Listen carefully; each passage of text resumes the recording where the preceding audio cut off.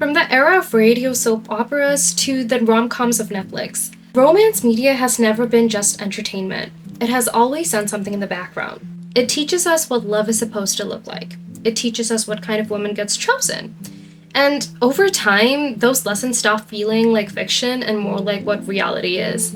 As we implement some of these things into our own lives, we get to see how much romance media we are consuming and how much of that idea that we're putting onto our own relationships. Not only that, across decades, these stories have quietly reinforced gender roles as well.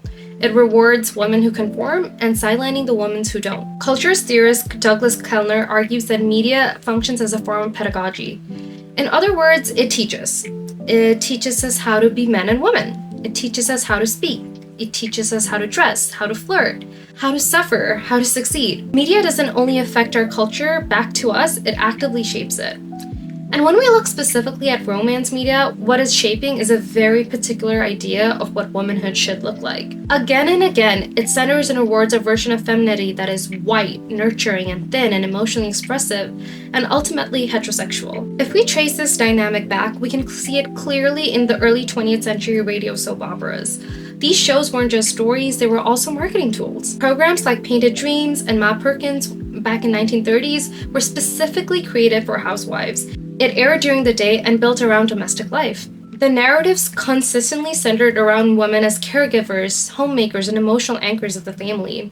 Historian Marion Levine notes that these radio soaps deliberately cultured loyalty by giving women characters whose value was tied to how well their domesticated life was, how devoted they were romantically to their husband and to their children, and how much they were willing to sacrifice as well as mothers. It's also important to remember that these shows were often sponsored by cleaning products, cosmetics, and other household brands, so the storytelling and the advertising worked really well together. So the ideal woman wasn't just nurturing and selfless, she was also a consumer. Domesticity wasn't just normalized, it was also commercialized during those times as well. Levine also explains that radio soaps turned stay-at-home women into a loyal audience, and consumer base encouraged them to identify with characters who were fulfilled by vacuuming or caregiving and by patient devotion to their man. This formula persisted into the early days of television with shows like Leave It to Beaver, where mothers were cheerful caretakers and husbands were firm but kind providers. However, the second wave of feminism disrupted this fantasy. With the feminine mystique, Betty Friedan declared that many women were suffering under this illusion that homemaking was their only calling. Yet even this critique centered largely around white, middle-class women, sidelining Black, queer, and working-class voices. In the 1970s, this cultural upheaval began to seep into romance literature. Kathleen Woodwise's The Flame of the Flower marked a sexual revolution in this genre. Her heroine, unlike the obedient wives of the 1930s, had agency and erotic desire. Still, despite the surface-level liberation, the story's resolution required submission to heterosexual love, and often patriarchal authority. So desire was permitted, but only if it was tamed by marriage itself. So when we go to the rom-coms in the 80s and 90s, it looks like things have changed. The women aren't just housewives anymore. They're sarcastic, ambitious, guarded, kind of mean sometimes. They have jobs, and they have opinions.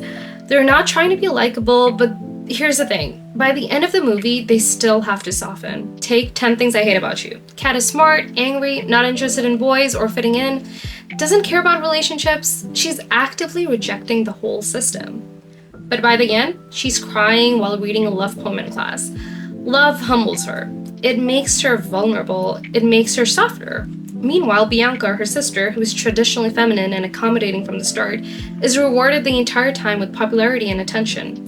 So even though the movie progresses, and it feels progressive, it still tells us something very clear. You can resist, but eventually you'll have to open up the right way.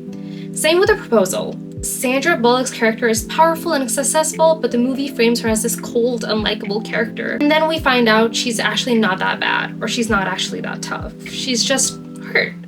Of course she is. Her sharp edges are explained as trauma, and once she falls in love, she becomes warmer, more human, more acceptable. It's this disturbing pattern where a woman's strength can't just be strength, it has to be damage. And love specifically, heterosexual love, is positioned as the thing that fixes her. That's the formula. You can be independent, you can be difficult, You can even be mean, but by the end of it, you still have to soften, and love has to save you. This is where hegemony makes sense, and it's not heavy as it sounds. Hegemony isn't about force, it's about soft control. It works by making some behaviors feel normal and rewarding those who follow them. In rom-coms, women who are sweet, who put love first, who acts the way society finds it acceptable, gets the happy ending. So women who don't, they're framed as shrews, or they end up alone, and they're not likable at all. Even when a rom-com starts with a defiant woman, the story usually bends her towards romance. Kat starts out resistant, Margaret starts out tough and abrasive, but by the end, they soften, they become more likable, more traditionally feminine. This is what Lauren Berlin calls cruel optimism. We get attached to things like rom-com dream that might actually hold us back. The happy ending is dangled in front of us like love will fix everything if we just learn how to open up, be more caring, more patient. Hegemony works not by rules, but repeating the same pattern over and over again to us until it feels natural, and until we feel in our head like, yeah, that is the way. That is the way we get the guy of our dreams. This is how I have to act to get my dream role. You can clearly see these in rom-coms. Conflicts, arguments, personal insecurities, they almost always get solved with a big dramatic gesture. Someone interrupts a wedding, runs through an airport, makes a grand confession, or somehow magically makes up after a huge fight. These moments tell us what a story values: emotion, intensity, destiny. And over time, they train us to think love only happens in these big decisive moments, not in the slow, messy stuff of real relationships. And so, despite changing social values and increasing awareness around gender politics, the structure of romance media subtly enforces a patriarchal order. It seduces not with force, but with comfort, with the illusion that the only thing standing between you and your fulfillment is your own resistance to conformity. The same logic shows up in early 2010s Wattpad fanfiction, especially stories about boy bands like One Direction and getting kidnapped by them. These stories weren't fringe, they were formative for our teenage years. Young readers saw love stories where the male characters were dominant, volatile, emotionally distant, or violent. At the same time, the female characters were passive and reactive, and defined by their relationship to the male character. The psychological message was clear. Intensity would equal intimacy, and power imbalance equals passion. From a developmental perspective, it is important because adolescence is when attachment patterns are forming. So reading stories where love is expressed through possession, control, or danger teaches the nervous system to link fear with desire. When kidnapping plots or Stockholm Syndrome arcs are framed as romantic, they don't just normalize abuse, they make it seem acceptable. The woman's fear becomes the proof of her depth, her endurance becomes proof of her devotion to the man, and if she eventually tames the man, it's framed as a moral victory, suggesting that women are responsible for fixing male pain. Yikes. What makes this especially powerful and dangerous is that these stories are pleasurable. They give this some sort of emotional release, this fantasy, meaning in a world where women are often denied power.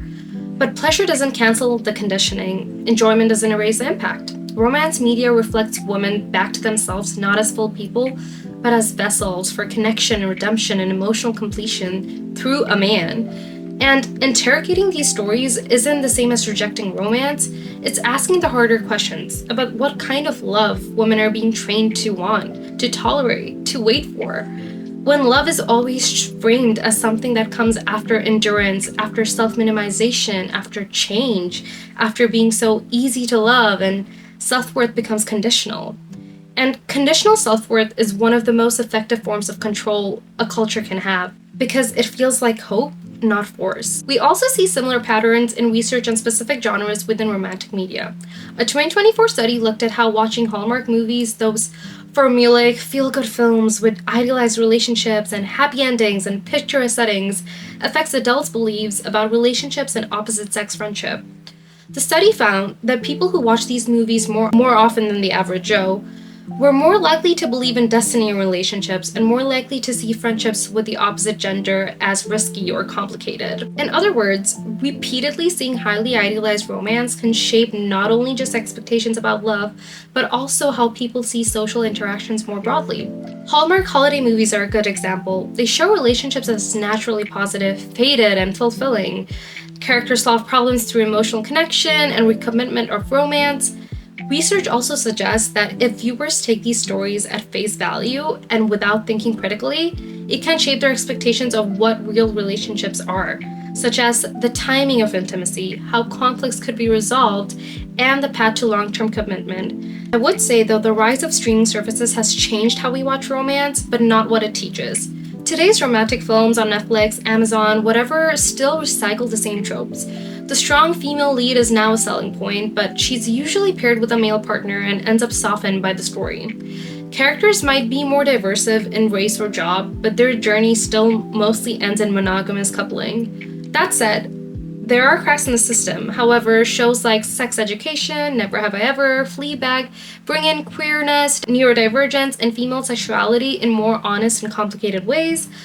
But the industry isn't done clinging on to the old tropes that shaped it. I also do want to mention the effects of capitalism in romance in general, because capitalism's biggest trick has always been taking critique and turning it into an empowerment. Feminism calls for autonomy, independence, and self-knowledge, but yet gets folded in market logic. You're not told you have to marry anymore to survive, but you're told to optimize yourself to be chosen. Romantic worth starts to look like personal productivity. Are you healed enough? Are you secure enough? Chill enough? Hot enough but not demanding? Emotionally aware but not inconvenient? Psychologically, this keeps the same chosen story that romance movies have always pushed. You're not just meeting someone, you're auditioning. It becomes like this whole ritual of performance where desire is just external. Your body learns to wait for validation, to watch for signs, to adjust constantly to stay appealing. Even being yourself becomes strategic. Authenticity turns into another way to sell yourself. Healing culture makes this pressure even stronger by turning romantic outcomes into a moral test. Where older stories were framed love as destiny, healing culture frames it as deservedness. If love doesn't show up, the message is clear. You still have so much work to do. You need to heal your attachment style, regulate your nervous system, reparent your child, release your blocks. These practices can be helpful, don't get me wrong, but inside a capitalist framework, it's never ending. There's always another layer of work before you're ready for love. For women, this can be quietly cruel. Pain becomes personal. Structural loneliness, misogyny, emotional exploitation, all of it. It is reframed as a failure of your own healing. If you stay in a bad relationship, you're unhealed. If you want commitment, you're anxious. If you pull away, you're avoidant. The language seems kind, even compassionate, but it strips women away from the bigger picture. It teaches them to look inward for problems that are actually produced by society. Culturally, this fits perfectly with neoliberal ideas. A healed woman is self-regulating, low maintenance, emotionally aware, and endlessly reflective. She doesn't push for systematic change, no. She adjusts. She doesn't get angry, she journals. She doesn't ask why so many men are emotionally unavailable, she asks, how could I attract a secure partner? Healing becomes this other way where women are taught to adapt to scarcity instead of challenging the ideas behind it. This is where old romance tropes turn into something more insidious. The manic pixie girl isn't there to save a man anymore. She exists to show that she doesn't need saving. The passive heroine becomes the self-aware woman who knows her patterns but still tolerates imbalance because she's working through it. The dark fantasy becomes this emotional unavailability framed as trauma. Harm isn't romanticized through violence anymore, it's romanticized through complexity. You're asked to empathize endlessly, to contextualize pain, to stay curious instead of leaving. Romance media isn't inherently harmful. Love stories are powerful, healing, and deeply human, but it's important to ask what kind of love gets represented, and who must change to receive it. When we notice the patterns, who softens, who confirms, who wins, we begin to understand how media trains us. Not all women want to be tamed, and not all love stories end in marriages. And not all softness is weakness. But in a world of heteronormative romance media, these truths are still treated as exceptions. By watching more critically and demanding stories that expand rather than limit our understanding of gender, we begin to imagine new possibilities of love. As always, I'm Nash. Welcome to my channel. I hope you liked the video. I do make a lot of video essays about media and pop culture and society. If you liked it, please give it a like, a subscribe, a follow, whatever it is, and I'll see you for the next video. Ciao!